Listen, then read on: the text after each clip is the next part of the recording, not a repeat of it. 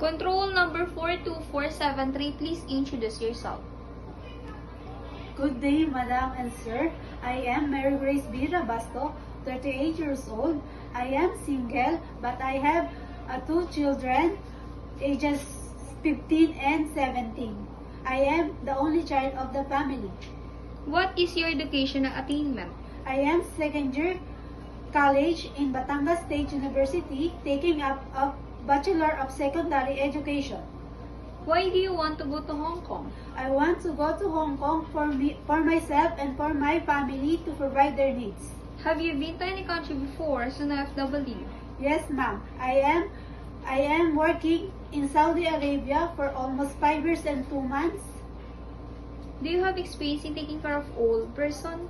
No, ma'am, but I'm willing to learn. Do you have experience in taking care of newly born babies and children? Yes, ma'am.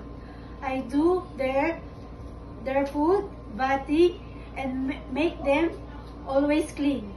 Aside from your daily household works, what other special skills you can do? I can gardening and cooking.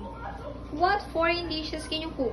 I can cook Italian dishes like pasta, pizza, and Saudi Arabia food, kabsa, biryani, and sambusa. Describe yourself as an housemaid. I am a loyal, kind, and trustworthy.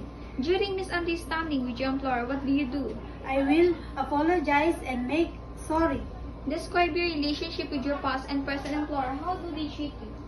Me and my employer have a good relationship. They treat me like a family. Message for a future employer in Hong Kong. Dear Sir, Madam, if you will choose me as your domestic helper, I will promise to make my duty, and I will promise to finish my 2 years contract and more. Thank you so much.